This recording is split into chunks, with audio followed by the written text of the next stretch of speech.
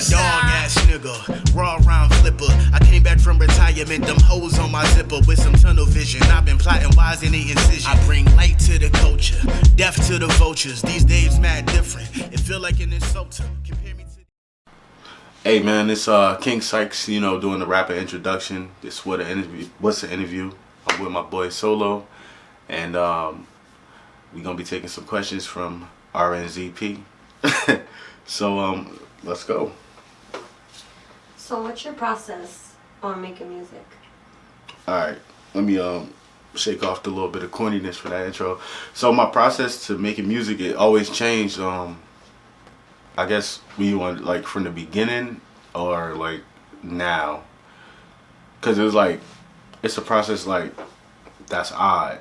Like when I first started, it used to just be about the writing, and then the recording that kind of came later, because like when I first started rapping, I never wrote anything down. I used to just freestyle off the top, so it was no hooks, it was no structure. And then after a while, I started enjoying just writing rhymes, and so like I would take a paper and then split it in different sections and then piece together the syllables and stuff like that. But then also like there's little things that I do that's extremist as an artist, like I don't know, pacing around because like my thoughts just be spinning out of control, and other things like a nigga won't eat, like because niggas be extreme. Like I be feeling like I don't deserve to eat. I couldn't make this song, so like nigga, worthless. Like I'm real harsh on myself. I be talking to myself. I've been engineering myself for a long time, so it's like, you know, just gotta keep it there with it. Okay. I used to record barefoot too.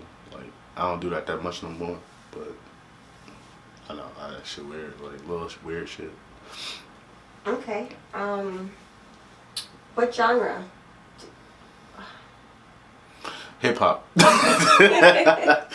It's all hip hop. It's hip hop, man. Like I don't know, hip hop. The shit like when I was growing up, like it was all about soul music, right? So like if it was another genre that I would ever touch, it would be soul, but I don't have a voice for it. So when I was little, I used to sing and shit. So puberty done changed it. Plus, like I spent a couple of years smoking cigarettes. I don't smoke cigarettes no more. But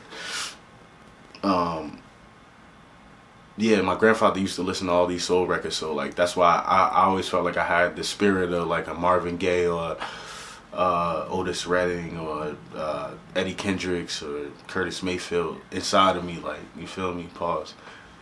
Do you ever want to be signed? Yeah, I mean, I'm not opposed to it. I wouldn't say want to be signed, but I'm not opposed to it. Like, it depends on what the bag they come, the business they come with. Like, it's about, because all of this stuff to me is about visibility. So like, I don't need to be signed because like, I mean, it's social media. I'm young enough to know how to catch a platform, catch these algorithms and things like that. But like, would I benefit from it? Absolutely, because like, one of the things, like I'm a millennial, so like I'm in between generation. Like I remember before technology, and then I remember like this wave. So it's like I still come from that time when we was really listening to the radio, Hot 97, 105.1, like it was Kiss FM. We ain't listening on the white stations, no offense to y'all, but like, you feel me? Like, so to hear your junk bumping on the radio over and over again until you got tired of hearing it and started hating the song, that's my era. Like, don't nobody want to be on internet radio all the time, like just on somebody's streaming playlist. Like, no offense, because I do want to stream, but like at the same time, like I want my stuff to be up there with, you know what I'm saying? Like, now, I guess I gotta double back, because like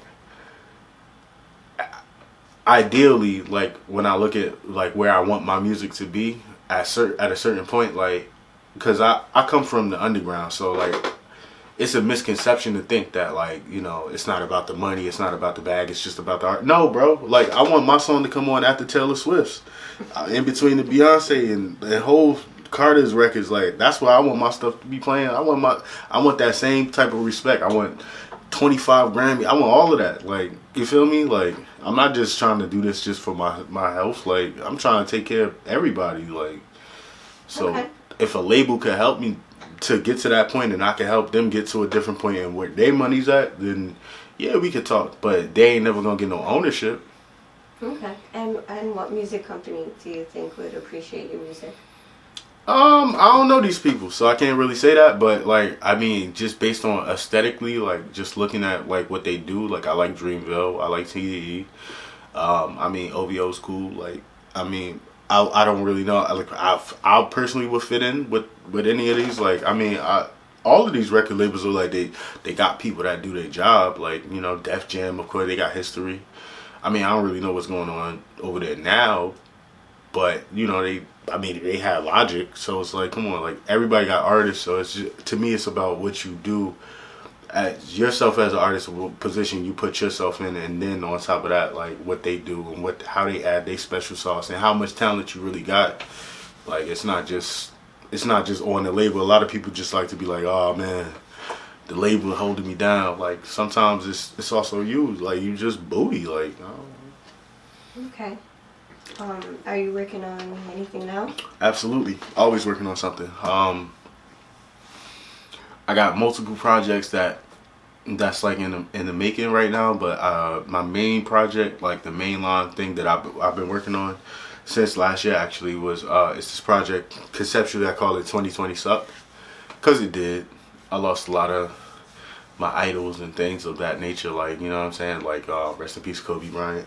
And then, you know, if things continued into this year, rest in peace Black Rob, DMX, MF Doom, like, not to dwell on all of the artists and stuff that we lost, but also COVID, all of these things, like, so it's like, I didn't want to write, like, I guess one of the reasons I didn't come out so fast was because I didn't want to write something that was just so damn depressing, like, you feel me, like, it been a year full of depression anyway, like, obviously, what everything that's going on, so I didn't want to just come out and just be like the COVID this and the COVID, like, you feel me, this body's piling up, like we all about to die, like you feel me, so I just, you know, I kicked back for a little while. I tried to learn how to appreciate the stuff that we got, and then I started working on 2020 Sucks. Okay. What was your inspiration to start working on this album? Wow, I didn't cut my hair for damn near a year. Like I ain't want no barber touching my hands with COVID, touching my face with COVID hands. Like, so I ain't trust them. So then my hair just started growing wild. Like, and I'm like Samson. So once the hair started growing, like my power started coming back. And once my power started coming back, I'm like, ooh. But then I got so fat because of COVID. I was fat as hell. Big man, like obese, heavy breathing, all of that, like, and I tried to rap and I couldn't get past like 4 bars because I would get tired, sluggish in the booth, nasty, couldn't make shit. So I started like just I started running this shit again, like nigga had to get up off his ass, like, and yeah, once I started getting my lungs back, you know, because a lot of people don't know this, but like after you finish, like after you quit smoking and stuff like that, you just be coughing up some brown shit, like, and like your lungs feel nasty for a little while, so you have to get used to being able to breathe differently again. So, yeah. Okay. That was kind of. Yeah. Are you interested in collaborating with any other artists? I let collaborations happen when they do. Like, I let them be organic. Like, I don't force the issue.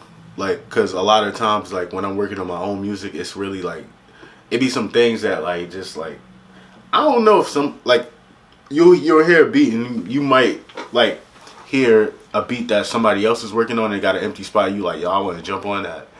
And if they cool with it, then it happens. But usually when I make my music, like I be working on some type of unconventional beats and then sometimes I'll be talking about things that people just might hear and they'd be like, this content, like, I don't even know if I want to be on that song. Like, you either talking reckless and crazy or like, it seem a little personal. Like, but I'm always down for collaboration. It's just that you can't be trash. Like, period, point blank. It's a lot of people that be letting people slide when they be booty, and nobody want to say it. They be letting their mans on. Their mans never rapped a day in their life, and then here he come, and he can't put two words together, or he just rapping some. And he just blatantly still. I done seen people steal bars like out of famous popular songs. That's on the radio. Like, how you gonna take bars from a song that's on the radio every day? Like, you taking songs from stuff like Oh Boy, Cameron, like, and you really about to sit there and rap that to me? Like, I done had people like old heads talking about they want to collaborate with me, but then the moment I leave, they trying to kick my back in, talking about something. Yeah, you know, I used to write for him. Like, bro, you can't even write for yourself. What are you talking about? Do you ever get writer's block? Mm-hmm. And if you do, like, Hell what are yeah. the things you do to, like, you know, help with that? What? Man, when I get writer's block, honestly, like, it's usually because I already wrote about what I wanted to write about. You feel me? So it's like, I got things that I do to, I used to, like, smoke a lot of weed, but that don't work. Sometimes that just make you, it just puts you in a space where you basically gotta do things that make you relax. So like, and I'm not naturally, I'm a person that's kind of high strung. Like, I like to always be working on something to the point where it feel like I never, like, my head is down and I never take it out the water. Like, you know what I'm saying? So like, I gotta physically force myself to, like, maybe go somewhere, do something different. Like, you know what I'm saying? Like, go play basketball, clear my head, go do some yoga or something like that. Like, a lot of people want to think I would be, but I like doing yoga, Tai Chi or something, like, you know what I mean? Watch some anime, kick back, read some comic books, anything, read a book, a physical book, which a lot of you kids need to learn how to do. Learn how to do something, anything, improve skill. Like, it's about studying, watch podcasts. I like watching mafia podcasts and stuff like that. I like to just see the idea of perfection and pursue it. So yeah. Okay. If you could change something about the music industry, what would it be? She said industry. If I could change something about the music industry, it would be that artists would have to, and the creatives would get better payouts. Like, the splits is not even fair, not even close to fair. And also, like, another thing I would do is, like, find a way to, like, take care of the artists that came before us, because, like, it's just depressing to see, like, our predecessors, the ones that inspired us to do it, just doing bad out here. Like, you know what I'm saying? Like why they damn near on welfare? Like, when they wrote, like, you feel me? Like, stuff that we love, like, we say that's every day, like. And I mean, it's not just one thing that you would change with the music industry, but, like, yeah, like, and then it's so easy access. There's so many artists that's just garbage, like, that just don't even care, like, and it's like they just imparting the wrong type of wisdom. Like, not to knock anybody, but, like, damn, like, bro, you can't even get through an interview without falling through a chair. Like, you feel me? Like, people be pilled up and all that stuff. That stuff is embarrassing. Like, you gotta learn how to conduct yourself. What do you think your fans' favorite album is? My fans' favorite album? It depends on who you ask. Like, because you're gonna get some people that say Pink Flowers. A lot of people like that album. I like that album too. It was fire. Then you're gonna get people that say Lucy's too, because, you know, that's when I first started really getting into my groove. But my first good album that I ever put out was a joint called Politically Incorrect. That might be my favorite. Personally, it's not the best, but it's my favorite. But then also, I think the majority of people would say my first album on Spotify and all the streaming platforms, Everything Means Something, because that's the one that went viral. That's the one that got all the TikTok stuff on it. That's the one that got Love Is Colorblind. So yeah, that would be the one probably. I don't know. I'm trying to think, like, if I had to keep going as far as albums though, like, there's definitely a crew that, like, they like that Boom Bap Diaries. Like, that's one of them ones. Like, that's when I just said, fuck it, I'm gonna just rap. Let me just rap. Okay, I see you got some nice comics in the background. What's your favorite comics? My favorite comics. Well, my favorite. Damn. My favorite superhero is Superman. Why? I know a lot of people would be like, Superman. Nah, bro. If you really think about it, the problem that Superman has is crazy. Like, he's not even actually from Earth, bro. And he has all the powers of basically a god. And yet, he still has to remain good. Like, he does that just because he had good parents and a good upbringing. So, no matter what happens, like, he still does the right thing. And I think that's something that's, like, that's harder than everything else. Like, that's crazy to me. Like, and also, like, I like Thor because I don't know, like, just something about just a guy just in this regular ass world is like funny as hell to me. Like, Captain America, I got Spider-Man. Spider-Man relate to us. Captain America, he got like a fish out of water, like some 50-year-old 1950s dude just drinking soda for the first time. Like, it's just invincible. Like, that's dope. Spawn, like, come on. Like, we could talk comics, but you know what I mean.